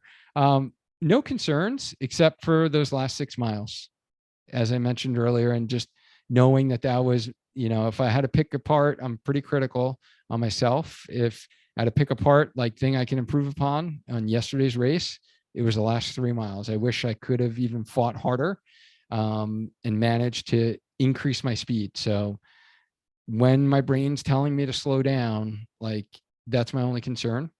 But I feel like I'm going to execute the strategy perfectly. I feel like I'm disciplined enough to execute the proper strategy with pacing, fueling, nutrition, all that fun stuff. So that's my only concern. And yeah, I think those were all the questions that you had asked there, Dave. So I appreciate, honestly, your thoughtful questions. I appreciate that. I love seeing you crush your training, and working up and continuing to be a lifelong learner as well as runner. So let's get to the next question. Benjamin, thank you so much. You submitted a question via email. I appreciate that. So he says, hi, Duane. Thanks so much for reaching out. Some questions for marathon training. What are some strategies for fueling during your long runs that have helped you most? He's trained for a lot of half marathons, but fueling hydration during long runs is still pretty new for me. I may start out feeling great, but I'm still tightening up and cramping toward the end as I add miles to the longer run days. It's all about fuel, hydration, and electrolytes. So Ben, yeah, make sure you're getting those electrolytes in. That is critical if you're cramping. So a couple of things. I use UCAN Hydrate for my electrolytes. So in case anyone, I mentioned UCAN a bunch of times here. They are one of our partners. They're an amazing company. They're actually a local story here in Connecticut. They've been one of our biggest supporters of the podcast since the beginning of the podcast. And we firmly believe in their products and use them. So UCAN Hydrate during my long runs. And then the other thing that I would recommend is what they call salt sticks. So for those watching the video version, you'll see these. This I've used before. Some people use these. I did not use this during my first marathon, and feel like if I did supplement with salt, I wouldn't have cramped up because I had salt crystals all over my body. So I knew I was sweating out too much salt. The one thing that actually that I've shifted to during this last half marathon is base electrolyte salt. Coach Whitney told me about this, and I used it yesterday. It's very handy. I like it better than the salt stick fast chews, because those were a little hard for me to carry on a race. This comes in a little vial here, and you shake it. It is a little weird to take because, and I was a little hesitant to try it when Coach Whitney told me about it, because you got to like lick your thumb during the race, and then you shake the salt on your thumb and then just lick it, and it actually is some lingual absorption. And then you want to try to strategize it where you do 1 to 2 licks before a water stop. So you'll get some absorption through your mouth, and it doesn't have all of the salt going through your GI system, especially if you tried, some of the other stuff and your GI system just doesn't tolerate it well. Try this. Like I said, I used it on my last couple of long runs. I tried it in the half marathon, very happy with it. Yesterday was very humid. I did not even nearly cramp up once. And just supplementing with salt in addition to electrolytes can be super helpful for the marathon distance specifically. And I've seen many runners kind of with those cramps. And so I definitely recommend that. And yeah, so looking at early morning long runs, pre-race plan, in addition to dynamic warm-up, what's your routine and timeline to get your body ready? When do you wake, eat, foam roll, warm up, etc.? Okay, so I think this is really talking about, so number one, Ben, I really like how you're looking at long run and race plan is the same thing, because again, you're practicing it on your long run. I love it. So for me, my classic pre-race routine is I get up, wash my face, brush my teeth, start my tea water. So I'm boiling my tea, start making my oatmeal. We'll drink a nice hot cup of tea. Now that I've started journaling, I'll do a little journaling, right? Get my mindset ready as I drink my tea. Then it is usually the bathroom stop. So you want to make sure you do that bathroom stop before you leave your house. It can be very helpful, right? To avoid having to do that in the porta potties and or stressing about it when you get to the race. So whatever it is that gets your GI system flowing, so you can go number 2, it is usually a little better to do that at home than having to worry about having to do that on the course, right? So for me, it's like hot tea in the morning, boom, maybe eat a little food, and that will kind of, get you there. And then from there, it's a matter of like, throwing on the garb, making sure you got everything going. For me, a big tip that I shared, I did a little Instagram reel this weekend as I was preparing, is Band-Aids on the nipples for the gentleman. Don't forget that, seriously. Like when your tank top, your t-shirt, whatever is like dripping with sweat and it's like going over your nipples, and you can get chafed. So, definitely using your anti-chafe cream there, or I like to just put these huge Band-Aids right over them to protect them. Because I've seen way too many guys at races with bloody nipples. It's like the most painful thing to look at when you see like blood trickling down someone's shirt. Oh, yeah, I can't even, it's hard for me to say that. But, and then I hop on my foam roller. I'm going to loosen up my muscles, stimulate my nervous system, do my mobility exercises, loosen up my lower back, loosen up my hips. And then it's a matter of hopping in the car, driving to the race, getting there early, right? And then doing some type of dynamic warm up there, whether or not if you've done multiple marathons, then go for a jog, right? To get loose, to really get your, in the game and kind of, so that's kind of my morning of pre-race strategy. So next question, Susanna, what's going on? So great to see you yesterday at Surftown. And Susanna is just crushing her training. We're so proud of her. She works closely with Coach Kat. And her question is, been dabbling at potentially completing a full marathon in the future, maybe in 2 years or so. Would like to get more half marathons under my belt before committing to a full. Smart move, as we talked about before. And have always wondered about how much more of a training load there is. For example, how many long runs are done throughout the week, and is strength training more or less? Or is this all based on fitness level? Definitely all based on fitness level. But to answer your question is, you can certainly do it if you've been doing the training that you've been doing now and have been disciplined. You have been, right, with your strength training. It might shift in terms of the ratio, right? So as your weekly, and this can be a problem for many busy people who work, right? That we have this struggle of, hey, I only can do no more than like a 6 mile long run during the week. You're going to see some of the plans on the internet out there. It's like they're making you do 8 mile long runs, not long runs, midweek long runs during the week. You don't necessarily have to do that. If it doesn't work with your schedule, there are ways to tweak your training and your plan so it doesn't require that long midweek run. So there are ways to get around that, right? And there are ways that you can customize that. And lucky for you, you have the guidance of a coach to do that. So Coach Cat take care of all that for you. And we might decrease your strength training a little bit during a marathon training cycle. So if you're doing 3 days of strength, we're definitely going to have you do 2 days. Probably not going to have you do 3 days. Right. And then, as I mentioned earlier, it's going to even decrease the frequency as you get closer to the race. And then, great question here. So during marathon training, is it 100% necessary for strength sessions to be done on the same day as a long run? I keep hearing people that do full marathon training to keep hard days hard and easy days easy. All right, this is a topic I hear about a lot, and I'm going to need to take a swig of water from, I'm just going to give a little shout out right now because I actually have my glass from the 9/11 memorial, and yesterday was 9/11. So this is the survivor tree for those watching the video version. Very inspirational day when I visited the memorial last winter with my family.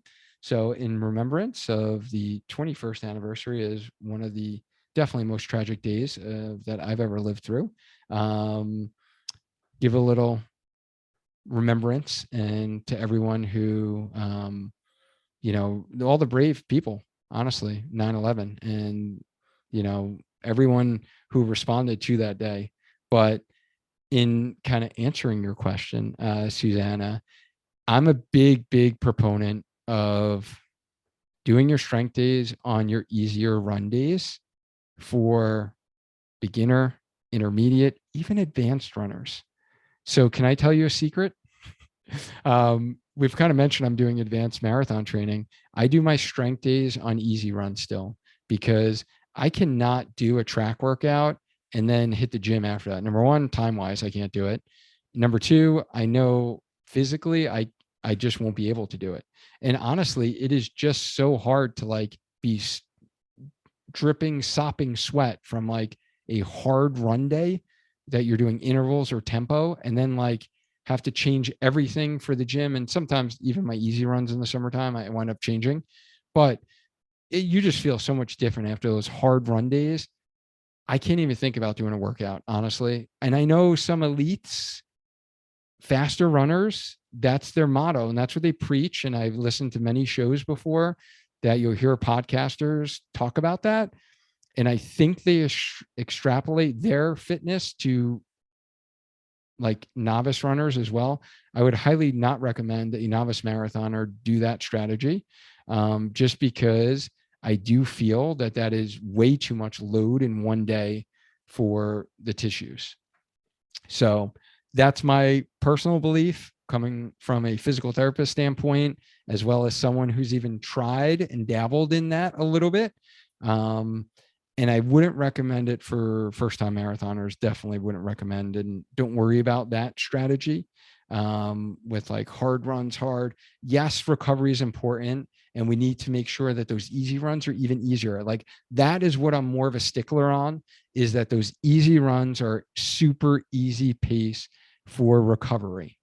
I think that's so much more important than you trying to link your longest midweek run with a strength session, because that day's hard and your next day is easy. Like if you just run super easy, it's not going to feel hard with your strength session. It's just not, because it's run super easy. So again, that's what makes most sense in my mind, but great question. Question from Emmett. Let's go. There are probably many, LOL. So Emmett, I would say, how do you continue to stay motivated as your training levels start to peak and your brain and body are becoming more challenged? That's kind of where I'm at right now. So you did a great job at Surftown too. So Emmett is training for New York right now. He's working with Coach Whitney. Yeah, so you're getting to the hard part of the training, Emmett. How, do you stay motivated? Like, go back to your why. Like, go back to your why on why you're doing New York after all of these years, right? That it's been since you've run a marathon. Go back to your why, think about that, and go back to that during these hard training runs. And then I would say, definitely, if you are feeling really burnt out, like, definitely have a conversation with Coach Whitney, right? And hey, how can we modify this training a little bit so I don't feel burnt out? Like, how does this allow me to get the rest I need to be refreshed if you're starting to feel that right now? Right. So there are ways that Coach Whitney can easily modify and make a recovery week when she wasn't originally planning on a recovery week, which is actually going to be more beneficial. And that's where I think you bring up a good point that we haven't talked about yet in this episode, Emmett, is you need to modify the plan and you need to listen to your body. Right. So we all get like stuck on these structured plans, and it's like, I got to hit this, this, and this. And if I hit this, this, and this, then I'm going to be successful in my race. No. Do you guys know how many times Coach Lou and I have like switched around my final surge? It's like, I feel like every week, because things have shifted, how my body's felt. Have I recovered yet from that long run with Spice where I'm going to move the next week's tempo run a day later, right? There's all these modifications. And that's what I want you guys who are listening here to take away from my answer to Emmett here is you have to be okay with modifying things and listening to that part. And that's where a run coach can come into play. So for those of you that have a coach, that's where, like, that's what you're getting with run coaching, is having that sounding board to be able to make the decisions on, because honestly, there's usually a couple critical points in training that you're going to run into when training for a marathon, that if you make a certain decision, it can go one way in your training and can either make an injury worse, or you go the other way, right? Where, hey, that little hamstring issue that we talked about before from that other question can become a full-blown hamstring injury. And now you're worried about your hamstring being healthy for your race. So great question, Emmett. Thank you so much for asking it. I think that was actually super helpful for many. All right, let's go. Next question. Kim, what's going on? Thank you so much for submitting your question. We already talked about the mantras and mental strategies earlier, so thank you for that. And then, okay, we haven't talked about this yet. Kim's asking about, do you create a brand new playlist for race day and is it beneficial? Something that you have not listened to prior on race day, question mark. Okay. So for me, I do like to have a set playlist. If like, I've had a set half marathon playlist for a while, but yesterday I shuffled it around and added some new songs. I've been making a marathon playlist for myself that I will share with you once it's finalized. But if you guys want to see my half marathon playlist, if you type into Spotify, it is literally half marathon. And then I think I put healthy runner at the end, or it might say half marathon music, healthy runner in Spotify. You should see my image pop up, but that's the half marathon playlist I use. I've also created we have our healthy runner strength playlist. If you guys want these playlists on Spotify, like, just shoot me a message. I'll send you the links to them. But yes, I am a big fan. For something like a marathon, I like to create a new playlist. It definitely has some songs that are like my go-tos, right? Like Eye of the Tiger's gotta always be in there, right? Like, come on, it's classic, right? It's gotta be in your playlist. But I like to add new ones that come along that I hear that are inspirational, or some songs that were like inspirational to me 5 years ago really don't have that impact anymore. So I've taken older songs out. So yeah, that's kind of my strategy for race day playlist. But I am a big day of race day playlist, and I don't play my race day playlist unless it is a really hard run that I know, like for me, that tough 4 mile or a tempo pace. Like, I was throwing on my marathon playlist that is going to get me in game mode for marathon day. So Rachel from our coaching program, how to push through the difficult miles at the end. Yeah. So Rachel, thank you for that. I think we touched upon that. So hopefully I answered your question when we talked about the mantras and really having to push at the end. Like Rachel, like heck, you've dealt with adversity in your life, and I know you have.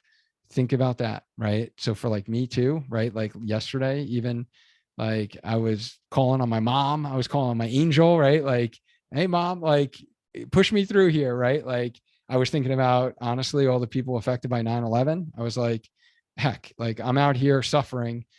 Think about all the suffering these people went through, right? So like for me, those things were trying to get me through, as well as using the mantras, the fight mantras that I mentioned before. So think about like what is going to be your fight mantra? What are going to be the words that resonate with your life, the things you've overcome, Rachel, in your personal life, right? Like think about what those things are going to be and have them ready. Like have them before the race, right? So you know, hey, I'm going to pull this out of my, tool belt and go to it. All right. So next question. So I'm going to try to, I know we're running long on time. You guys had so many great questions. I really hope this has been helpful for you. Let's go to Scott, who sent a question via email. And he says, say you're following a marathon plan and you start hitting all of your training paces and effort levels with relative ease. Can you or should you, and by how much, start training at faster paces to keep up with your fitness gains? All right. So, Scott, this is going to really, really depend upon where you are as a marathon runner. Are you a beginner or are you in the advanced category? If you're in the beginner category, then I would not really start training at considerably high, faster paces.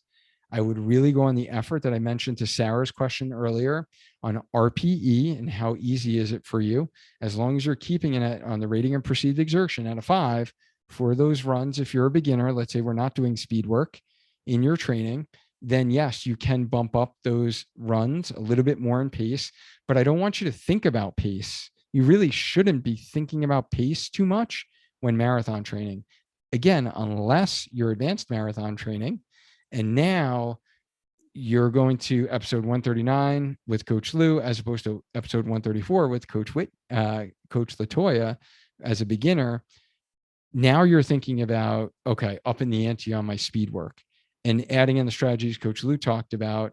Are you extending tempo runs a little longer? Are you adding in long runs with spice, as we call it, and adding in marathon pace miles? Don't think about changing your easy miles. If anything, your easy run miles actually get slower. So you're trying to actually slow those down as much as possible. Like I've never run slower for easy runs than I've run this training cycle. So we're going to see. And everyone that I've talked to who's experienced, that has been the game changer for them, is just running their easy runs even slower. So you can hit the hard stuff hard. So having that dichotomy in training. So hopefully that answers your question.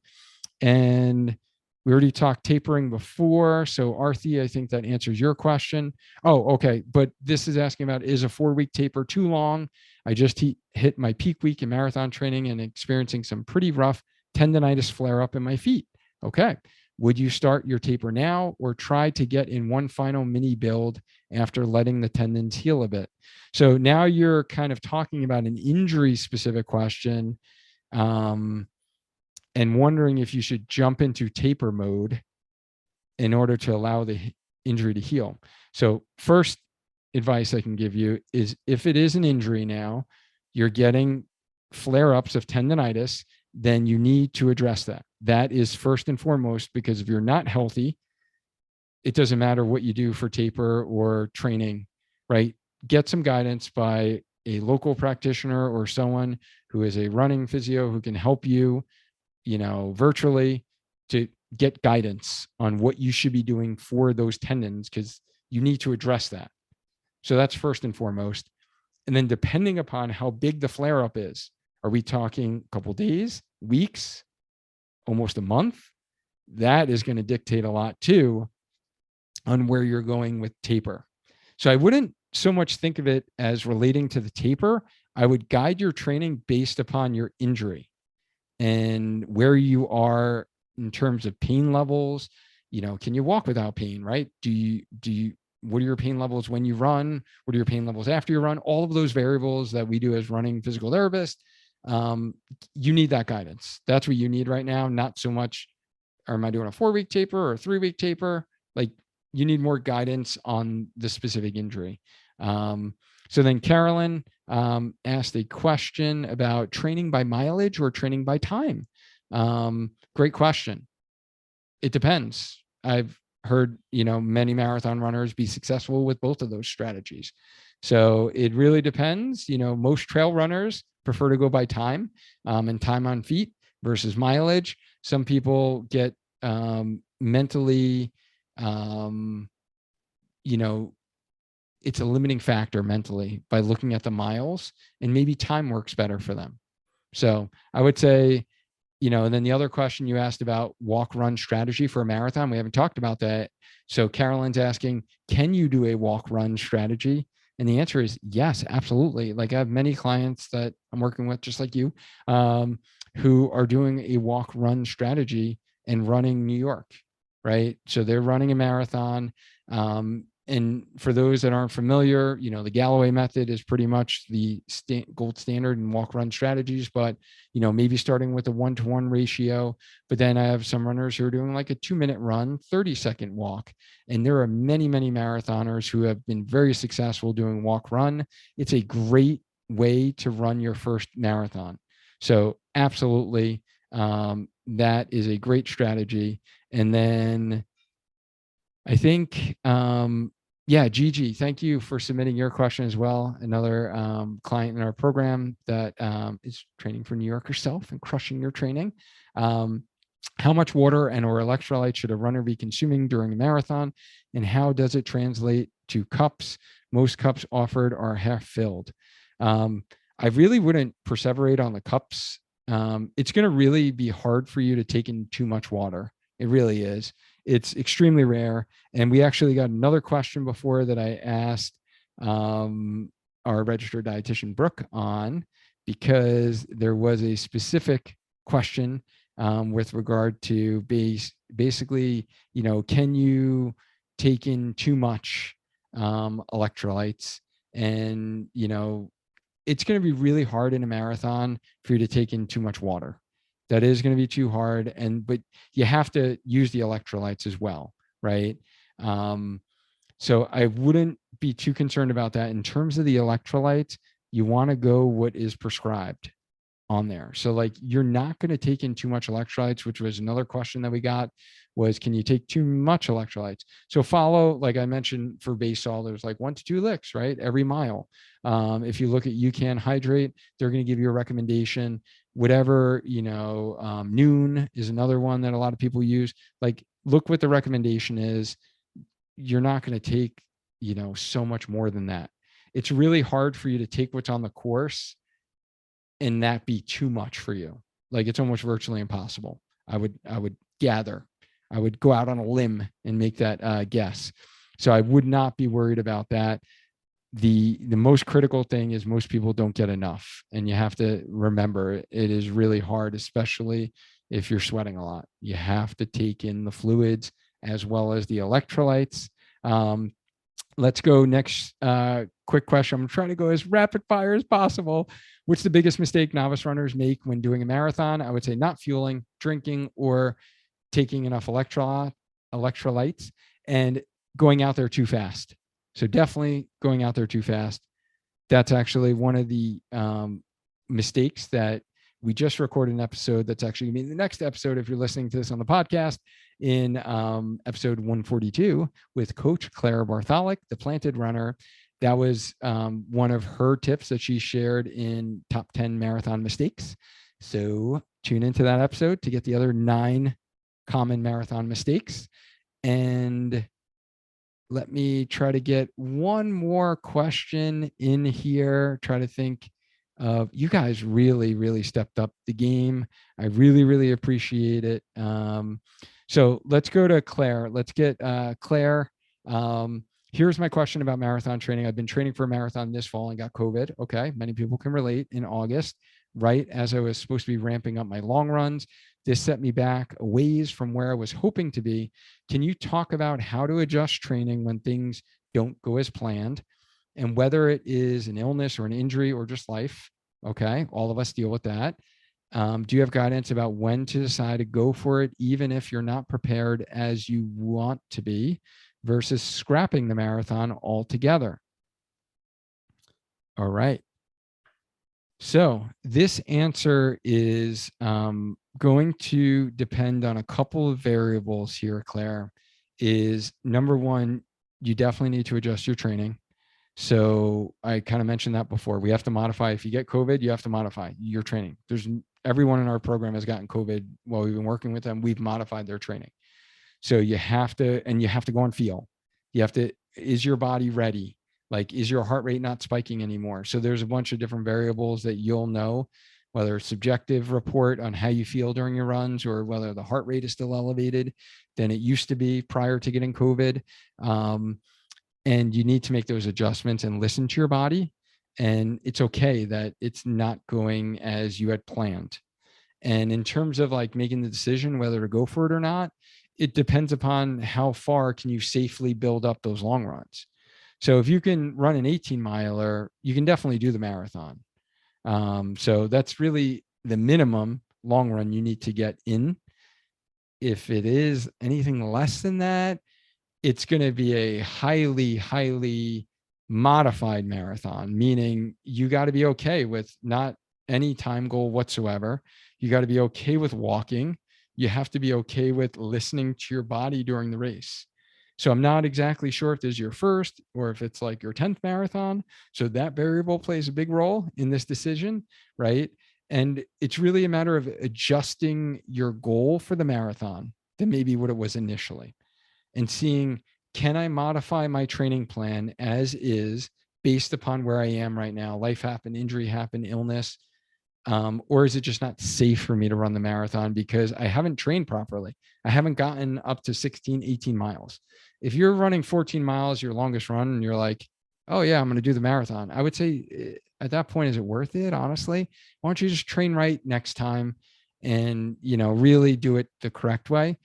And or if you're battling an injury and it's still painful and it is something, again, there's so many different injuries on the spectrum, and in terms of like what's a good injury to run through and not, and it's beyond the scope of this episode. We've had many episodes on injuries that you can listen to in the past, but it really depends.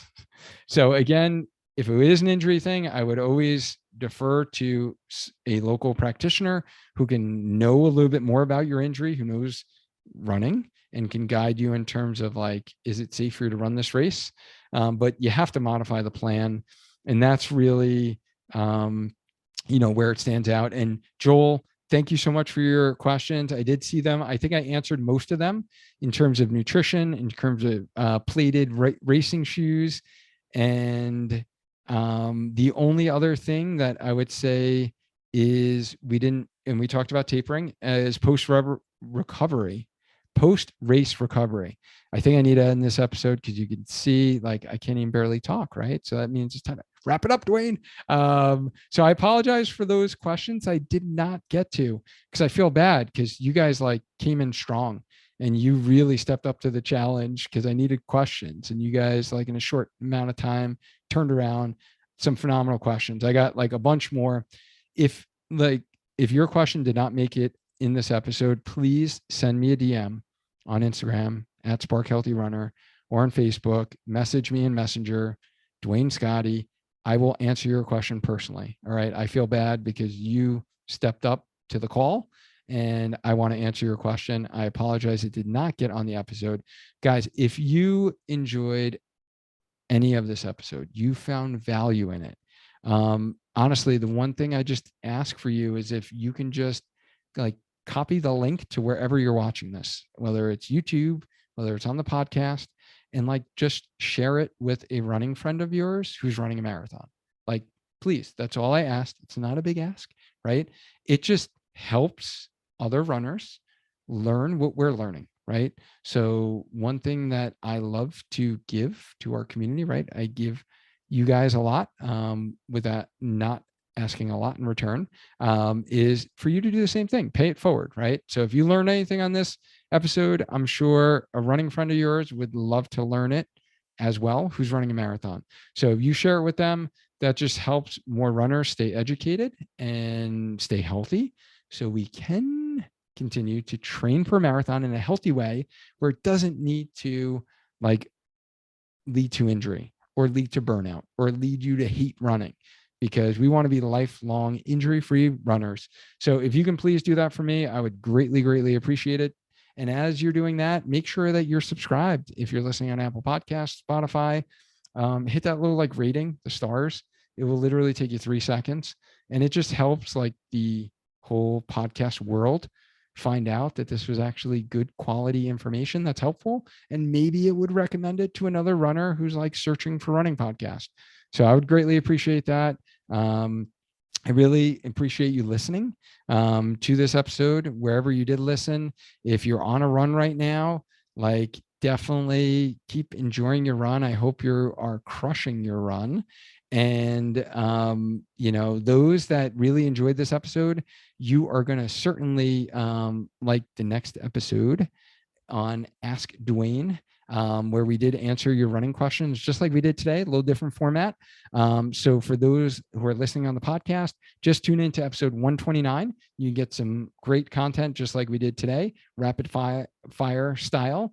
Or if you're watching this on YouTube, just click the next video, and let's maintain a strong mind, a strong body, and let's just keep on running.